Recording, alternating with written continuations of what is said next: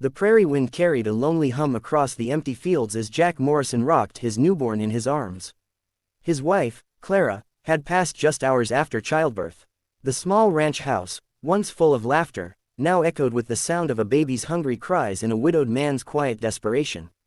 Jack had buried his wife that morning under the oak tree behind the house, her favorite spot to watch the sunset. But he had no time to grieve. His baby, tiny, fragile, and wailing, needed milk, and there wasn't a drop in the house. He wrapped the infant in a wool blanket, his rough hands trembling. "Hold on, little one," he whispered, voice breaking. "Pa gonna find you something." He stepped into the cold dusk, his boots crunching on the frosty earth, scanning the horizon for smoke from a neighbor's chimney. The nearest town was 12 miles away, too far for a newborn to wait. The horses had gone thin from winter. The barn creaked in the wind, and his breath came in clouds as he saddled his mare, Daisy. The baby's cries pierced the night, stabbing at his heart. "God, don't take her too," he murmured. "Please, not her." He rode through the snow-covered plain, desperate, calling out at each farmhouse he passed. At the Wilkins place, no one answered. At the old Turner shack, only silence. He made it to the creek before the horse stumbled, nearly throwing him off. His body ached from exhaustion, his beard dusted with frost, and still the baby whimpered weakly against his chest. Jack slumped off the horse, cradling her close to his chest. "I can't lose you too," he whispered, his tears freezing on his cheeks. As he trudged back toward home, defeated, he saw a faint light flickering through the storm from his ranch house. His heart pounded. He hadn't left any lamps burning. He hurried inside, gripping the doorframe, and there she was. Mary Ann Hayes, the neighbor girl, barely 20, with a face made soft by compassion and eyes swollen from crying. She had been close to Clara, often helping her with chores when pregnancy had kept her bedridden. Mary stood by the fire, holding a steaming cup of tea in one hand, her other arm supporting the hungry baby against her chest. The infant had stopped crying. Jack froze in the doorway. He didn't know whether to speak or collapse. "Mary, what are you?" She looked up, tears running down her face. "I heard about Clara," she whispered. "I came as soon as I could. I thought, maybe you'd need help." He stepped closer, unable to find words. The baby was suckling quietly, her little fists gripping Mary's shawl. The sight broke him. He sank into the nearest chair, hands covering his face, his body shaking with silent sobs. Mary didn't move. She just looked at him with a gentleness that seemed to calm even the air around them. When the baby finished feeding, she wrapped her back in the blanket and laid her in Jack's arms. "She's strong," Mary said softly. "She just needed a little warmth." Jack couldn't meet her eyes. "I rode half the night, thought I'd lose her before morning." Mary knelt beside him. "You won't. Not while I'm here." For the first time in days, the house was quiet. Only the crackle of the fire filled the air. Jack watched the baby's chest rise and fall, his heart still heavy with grief but flickering now with something like hope. Days turned into weeks. Mary came every morning, bringing milk, soup, and sometimes just her company. She'd hum lullabies Clara used to sing, rocking the baby while Jack fixed the fences or hauled hay. In the evenings, when exhaustion overcame him, he'd find her still by the cradle, the baby sleeping peacefully against her shoulder.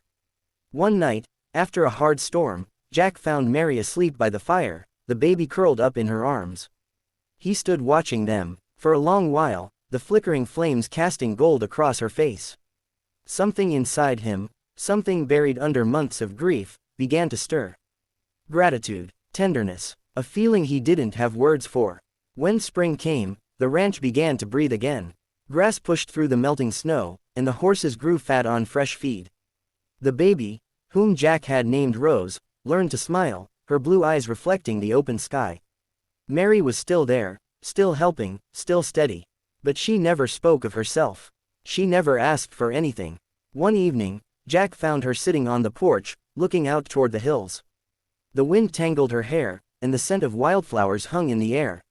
He sat beside her, silent for a long time before he spoke. "You saved her life," he said quietly. "And mine too, if I'm honest." She smiled faintly. "Clara would have done the same for me." He turned toward her. "Clara, she'd have wanted you here. She trusted you." "I do too." Mary's eyes glistened, but she looked away. "Jack, I didn't do it for thanks. I did it because that little girl deserves to live. And because you don't deserve to lose another soul you love." He swallowed hard. Maybe I already lost everything worth having. Mary turned to him then, her voice barely above a whisper. No, Jack, sometimes what we lose just makes room for something new. The silence between them wasn't empty, it was full. Full of grief, memory, and a quiet understanding that life, no matter how broken, still went on. The stars began to appear, one by one, over the open range. Weeks later, as summer bloomed, Jack came in from the fields to find Mary rocking Rose on the porch again. The light caught her hair, and the baby was giggling in her lap. It was a sound Jack hadn't heard in months, a sound that made the house feel like home again. He watched them for a moment, his heart full. He stepped forward, knelt beside them, and said softly, "Mary, stay." She looked up, startled. "Stay. Don't go back home," he said.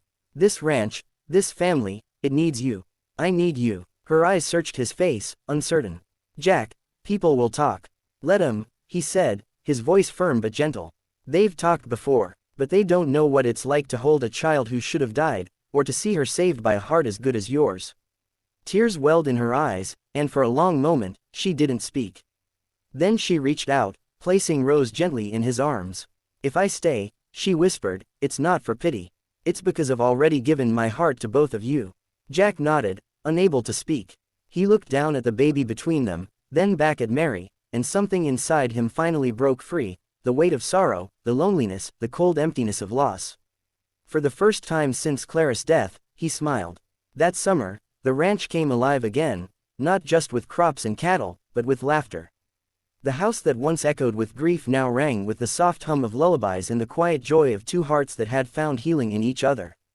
Every evening, when the sun dipped low over the hills, Jack would stand by the oak tree where Clara rested, holding Rose in his arms. He'd whisper a silent prayer of thanks, for life, for love, and for the girl who had come knocking with nothing but compassion and a heart full of courage. Jack's days slowly began to regain rhythm, but nothing about his life felt the same anymore. The mornings used to start with Clara humming softly while making coffee, her laughter echoing through the kitchen as she teased him for being slow to rise. Now, though the laughter was gone, a new sound filled the silence, Mary's gentle singing as she soothed Rose, the baby's coos blending with the wind that drifted through the open windows. The ranch had suffered through the hard winter, but with spring unfolding, there was work to be done, fences to mend, cattle to move, and fields to seed. Jack threw himself into it, but every evening, when he came back, Mary was there, the baby wrapped in her shawl, waiting by the porch. It was never something they discussed. She came because she wanted to, and he let her because he needed her more than he dared to admit. One afternoon, after a long day of work, Jack came into the house to find Mary standing by the stove. The smell of stew filled the room, and the baby was lying in a basket nearby, sleeping soundly. Mary turned when she heard him enter. "You look like you fought the wind itself," she said with a teasing smile. Jack chuckled, brushing the dust off his coat. "Maybe I did. The north field's half flooded again. I'll have to rebuild the fence posts before the cattle push through." "Do you ever stop working?" she asked, her tone half playful but half concerned. He took a deep breath, sitting down at the table. "Can't afford to. Not now. The ranch needs me, she needs me." His eyes flicked toward the sleeping baby. Mary ladled stew into a bowl and set it in front of him. "You need to eat too, Jack," she said softly. "You can't carry everything alone." He stared at the food for a moment, then at her. Her words cut deeper than she knew. For months, he had carried the guilt of Clara's death like a stone in his chest. If he had gotten the doctor sooner, if he hadn't been in town that morning, maybe she'd still be alive. As he ate in silence, Mary sat across from him, mending one of Rose's tiny blankets. The light from the oil lamp flickered across her face, and Jack realized how calm she made the house feel. There was something steady about her, a strength that didn't need words. After dinner, Jack went out to check the horses, and when he returned, Mary had fallen asleep on the couch, Rose resting on her chest. He stood there for a long while, the lamplight casting a warm glow over them. In that moment, something inside him softened, not love, not yet, but something close to it. Something that whispered maybe, just maybe, life wasn't over. The next morning, Mary woke early to milk the cows. When Jack saw her outside, sleeves rolled up and hair tied back, he couldn't help but smile. "You don't have to do that," he called out. She grinned. "If I'm staying here half the day, I might as well earn my supper. He leaned on the fence, watching her work. The rhythm of her hands, the focus in her eyes, it reminded him of Clara, and yet, Mary was different. Clara had been full of grace and gentleness, while Mary carried a quiet resilience, like she'd known hardship and learned how to stand against it. Later, as the sun climbed higher, Jack found her inside, humming softly while folding laundry. Rose was in her arms, wide-eyed and curious. She's a strong one, Mary said, smiling at the baby. I think she's going to have your stubborn streak. Or yours, Jack replied, and they both laughed. Weeks passed, and the bond between them deepened in small, unspoken ways. Mary would leave flowers from the meadow on the table, Jack would fix the loose shutter on her small cottage down the hill. They rarely talked about feelings, both carried too much history for that, but their actions spoke louder than any confession could. One evening, as the sky turned amber, Jack sat on the porch sharpening a knife when Mary joined him with 2 mugs of coffee. You ever miss it? She asked after a long silence. Miss what? Before, she said, before all this, when Clara was here. Jack looked out at the horizon. Every day, some mornings I still reach over, half expecting her to be there. Then I remember. His voice trembled, just slightly. Mary nodded, her eyes soft. Loss doesn't leave, she said quietly. It just changes shape. He turned to her. And you, what about your before? She hesitated, staring down at her coffee. My pa died 2 years ago. Ma passed when I was a girl. After Pa, there wasn't anyone left. I came out here because I couldn't stand the empty house. Guess loneliness brings folks together.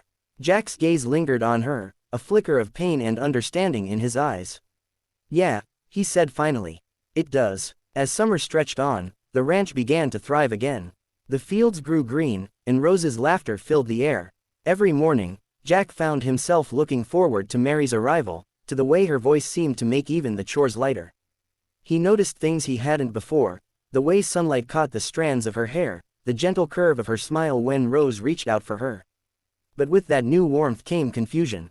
Some nights, when the baby slept and the world went quiet, Jack would stand by Clara's grave, guilt heavy in his chest. He'd whisper to the earth, "Am I betraying you?" He didn't know if the ache in his heart was love reborn or just the hunger for companionship. One afternoon, a storm rolled in from the west, black clouds swallowing the sky. Jack was out in the fields when the thunder cracked, and rain began to pour. By the time he made it back to the house, Mary was there, struggling to close the windows. Her hair was soaked, her dress clinging to her, and she was laughing, breathless, alive. Jack froze in the doorway, water dripping from his hat. For a moment, all he could do was watch her, every thought tangled in a rush of emotion. She looked up and met his gaze, her laughter fading. The air between them grew still. Storm caught you too, she said softly. He nodded, stepping closer. The sound of rain against the roof filled the silence. They stood inches apart, both unsure, both knowing something had shifted. Jack reached up, brushing a strand of wet hair from her face. You shouldn't have come out in this, he murmured. Neither should you, she whispered back. He hesitated, the weight of everything pressing on him, Clara's memory, the baby asleep in the next room, his own heart torn between grief and something new. But before he could speak, Mary stepped back, breaking the moment. I'll get you a towel, she said quickly, disappearing down the hall. That night, neither of them slept well. The storm passed, but its echo lingered inside them. The next morning, Mary acted as if nothing had happened, tending to the chores as usual. Jack didn't press it, but the tension hung in the air like smoke. Days later, when she came to the house, she found Jack sitting on the porch, Rose in his lap. We need to talk, he said simply. Mary stiffened, nodding. All right. He looked down at the baby, then back at her. I don't want you to think I'm ungrateful. You've done more for me than I ever could have asked. But I need to know what this is. Between us. Mary's throat tightened. It's whatever you need it to be, Jack. If it's just help, then I'll stay and help. If it's more than that, she looked away. Then you'll have to say it. He stood, setting the baby gently in the cradle. I don't know what it is yet. I just know when you're not here, this place feels empty all over again. Tears filled her eyes, but she smiled. Then maybe we both found what we were looking for. From that day on, things changed, not suddenly, but slowly, naturally. Mary stayed longer in the evenings. Jack found himself laughing again, a sound he thought he'd lost forever. The baby grew stronger, her eyes following them everywhere, as if she knew she was surrounded by love. One evening, Jack rode into town for supplies. When he returned, he found Mary sitting by the fire, reading to Rose from one of Clara's old books. The sight hit him harder than he expected. He stood in the doorway, realizing that for the first time since Clara's passing, the house didn't feel haunted. It felt whole. He stepped inside, his voice soft. "You're good with her." Mary looked up, smiling. "She's easy to love." He came closer, kneeling beside her. "So are you," he said, almost whispering. She froze, her breath catching. The firelight flickered between them, and for a moment, the world fell away. He reached for her hand, rough and warm. She didn't pull away. The days that followed were filled with quiet joy. They worked side by side, raised the baby, and built a rhythm that felt like home. Word spread in town, whispers about the widowed rancher and the neighbor girl, but neither of them cared. They knew the truth. What had grown between them wasn't scandal, it was salvation. Then came the day that changed everything. Late that autumn, Jack was thrown from his horse while rounding cattle. The animal had spooked, and he hit the ground hard. When he didn't return home by sundown, Mary went looking. She found him in the lower pasture, unconscious, blood on his temple. Her heart nearly stopped. She tore part of her skirt, pressing it to the wound, whispering his name through tears. "Jack, please, don't leave us. Not now." She managed to drag him onto the wagon and get him home, her hands trembling the whole way. For 3 days, Jack drifted between fevered dreams and silence. Mary never left his side. She cooled his forehead, fed the baby, and prayed until her voice gave out. When he finally opened his eyes, weak but alive, she wept with relief. He reached for her hand. "Mary, shush," she said softly. "You're safe." He tried to smile. "You saved me again." She brushed a tear from his cheek. "We save each other, Jack. That's what love does." Those words stayed with him. When he was strong enough to walk again, he went out to the oak tree behind the house. The wind whispered through the leaves as he stood before Clara's grave. "I miss you," he said quietly. "But I think you'd want this. You'd want her here." The next evening, he came inside holding something small in his hand, a silver ring that had belonged to Clara's mother. He found Mary in the kitchen, her back turned as she stirred the stew. "Mary," he said. She turned, and when she saw the ring, her breath caught. "I don't have fancy words," Jack said, voice rough with emotion. "But this ranch, this home, Rose, none of it makes sense without you. I don't want you to be just the neighbor girl anymore. I want you to be my wife." Tears streamed down her face as she nodded. "Yes," she whispered. 1,000 times yes. When he slid the ring onto her finger, Rose let out a happy squeal from her cradle, as if blessing the moment. Jack laughed through tears, lifting the baby into his arms. Mary wrapped her arms around them both, and for the first time in a long, long while, Jack felt complete. The seasons came and went after that, and the ranch flourished. Together, they faced droughts, floods, and the long winters that once brought only sorrow. But now, there was warmth, not from the fire, but from the family they had built. Jack often thought about how life had changed with one simple knock at his door. A girl with a full heart had come when he was lost, bringing milk for a hungry child and hope for a broken man. And every time he looked at Mary, he was reminded that love doesn't always arrive wrapped in beauty or ease. Sometimes, it comes in the form of quiet courage, a tender voice, and a hand that never lets go, no matter how hard the world tries to break you. Years later, when the prairie grass swayed golden under the summer sun, Jack would sit on the porch with Rose on his knee and Mary beside him, her hand resting in his. The years had softened the grief that once consumed him, replacing it with gratitude so deep it felt sacred. The oak tree behind the house stood tall, guarding both memory and promise, the resting place of one love and the beginning of another. Jack often thought how strange life could be, how sorrow could carve a space so hollow that only grace could fill it again.